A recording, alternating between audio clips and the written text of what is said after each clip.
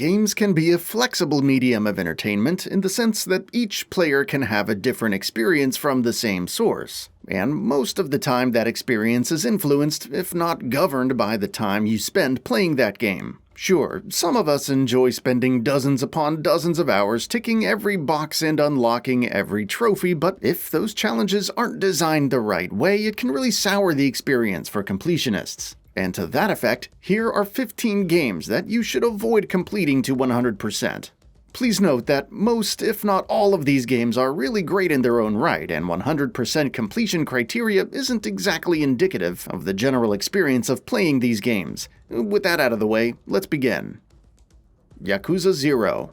The Yakuza games are known for stuffing a ton of content into a rather small open-world space, and Yakuza Zero is no different. Completing the game to 100% would require completing every side quest in the game, playing through all the minigames, eating all of the dishes available at restaurants, and completing all related combat challenges. What makes Yakuza Zero a markedly more difficult game to tackle is the fact that some of this progress isn't shared between Kiryu and Majima, so be prepared to spend dozens upon dozens of hours doing the same chores again and again if you wish to get that coveted platinum.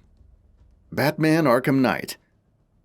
Batman Arkham Knight may not be the best game of the series, but it is one that you should definitely see through to the end. The side content is pretty compelling, with Riddler trials and the Most Wanted list obviously being two of the biggest highlights. But once you check those off, you'll be tasked with obtaining all Riddler trophies scattered across the map. Some are easy to get, but some can be really tricky to get if you don't know exactly what to do or how to do it. So it's best to keep a guide handy if you wish to walk down that path. The Stanley Parable. The Stanley Parable is one unique experience, and one filled with all sorts of intriguing messages and thought-provoking questions that lie within these mundane corridors. As such, it stands to reason that the only way to complete it to 100% would also involve some unusual things as well, including but not limited to altering game settings, speedrunning the game in under 5 minutes, and finally waiting for a total of 10 years after getting all of the other trophies for the coveted platinum. Grand Theft Auto 4. Grand Theft Auto 4 might be one of the most underrated games of the long-running saga, and sure, it's a great game through and through, but completing it to 100% is going to be a frustrating endeavor nevertheless. Getting all collectibles is rarely a fun time in any game, but easily the hardest part is shooting all of the pigeons in Liberty City. If you have somehow managed to complete this one hell of a game to 100%, we salute you. Just Cause 2. Just Cause 2 takes place in a gargantuan open world that's spread across 1,000 virtual kilometers, and you know that it's going to be a pretty hard time for completionists. Even if you manage to knock down all enemy bases and complete all missions, a glitched out water tower and a respawning fuel shaft will make it impossible to complete the game to 100%, and yeah, those are two very nasty bugs, so you can't really do anything without resorting to mods or cheats. The Legend of Zelda: Breath of the Wild. The Legend of Zelda: Breath of the Wild is a game that rewards player curiosity, and that should mean that completing it to 100% is going to be a fun time, right? Actually no, since you need to collect every Korok seed in the game, 900 to be precise, defeat every mini-boss in the overworld, fully upgrade Link's inventory, and obtain all collectibles in the game. Even if you manage to plow through this exhaustive checklist, one last treasure chest remains inaccessible if you don't resort to exploits. So much for nothing, I guess. Dead Space 2.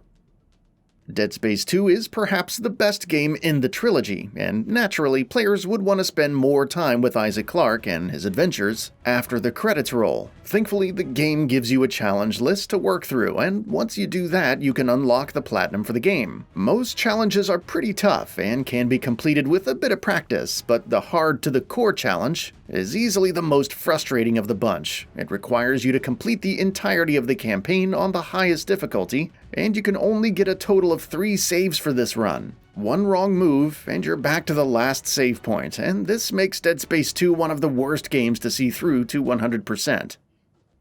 Payday II.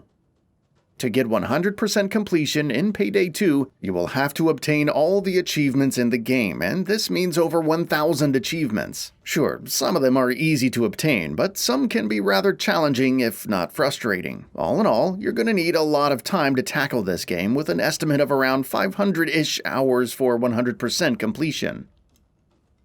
Gears 5.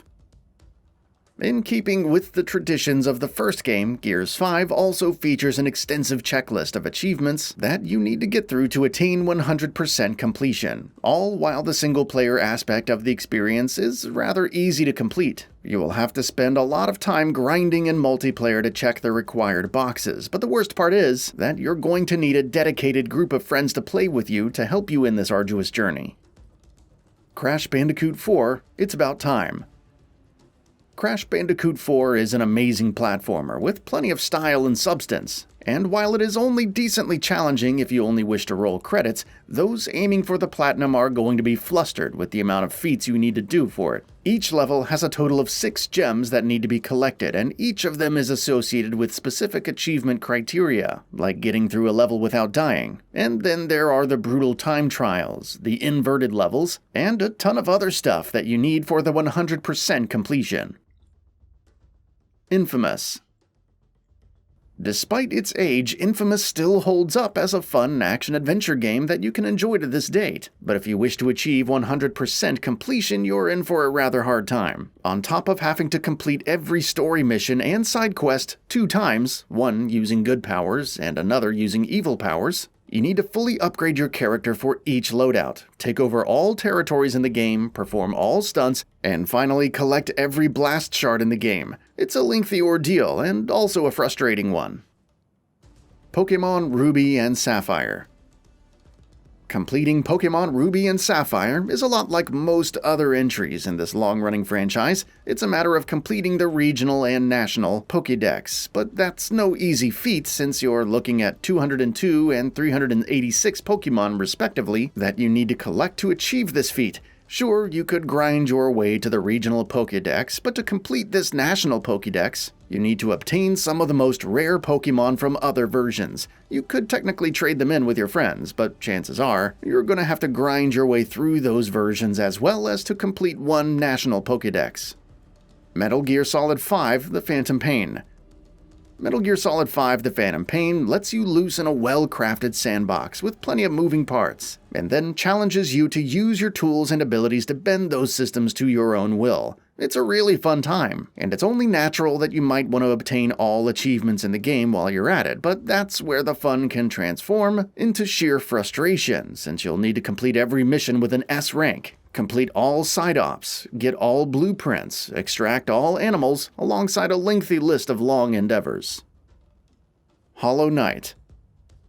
Hollow Knight looks like a charming action platformer on the surface, but underneath that inviting visual presentation lies a challenging Souls-like that dares the player to master its mechanics to get through the hollowed ruins of Hollow Nest. But the hardest of challenges are reserved for the completionists who need to defeat every boss, collect all equipment, find all charms, nail arts, mask shards, which will slowly advance you towards 100% completion, and if that's not enough, you can aim for the even harder 112% completion as well. Hopefully you'll be done with it before Silksong arrives.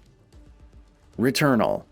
Returnal can be a pretty tough game to beat by itself. It's a roughly 20-hour daunting adventure that you need to complete without dying at all. But if you want to get all the trophies, you're in for an even harder time. You see, each level has a set of collectibles that you must obtain for the final trophy, and since all levels are randomly generated, the chance of a specific collectible spawning in a run is very slim. As such, luck plays a vital factor in the case of Returnal's achievement hunting, which makes this all the more frustrating.